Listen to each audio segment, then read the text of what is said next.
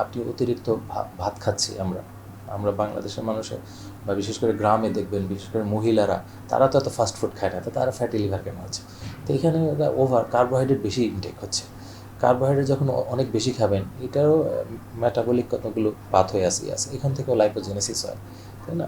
তো আপনি যদি অতিরিক্ত ভাত খান, সেক্ষেত্রে ফ্যাটি লিভার। অতিরিক্ত কার্বোহাইড্রেট যদি খান, তো কার্বোহাইড্রেট পরিমাণও আমাদের কমাতে হবে। তো এগুলোই মূলত কারণ।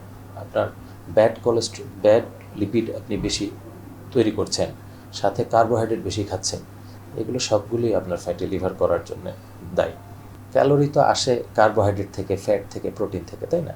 তো এই জিনিসগুলো, এই জায়গাগুলো থেকে আমাদের কাটছাট করতে হবে।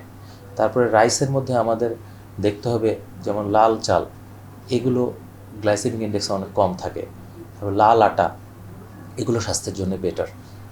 পরিমাণটা আমাদেরকে কমিয়ে নিয়ে আসতে হবে। হ্যাঁ, আপনি কতটুকু খাচ্ছেন, কি খাচ্ছেন, এটা পরিমাণটা এবং কোয়ান্টিটি কোয়ালিটি দুটারই দরকার আছে, তাই না? এই জিনিসগুলোতে আমাদের কাটছাট করতে হবে। আরেকটা হচ্ছে, সাথে সাথে আমাদের ফিজিক্যাল অ্যাক্টিভিটি বাড়াতে হবে। আপনি তো বার্ন করতে হবে, আপনি যা খাচ্ছেন এটা তো বার্ন করতে হবে।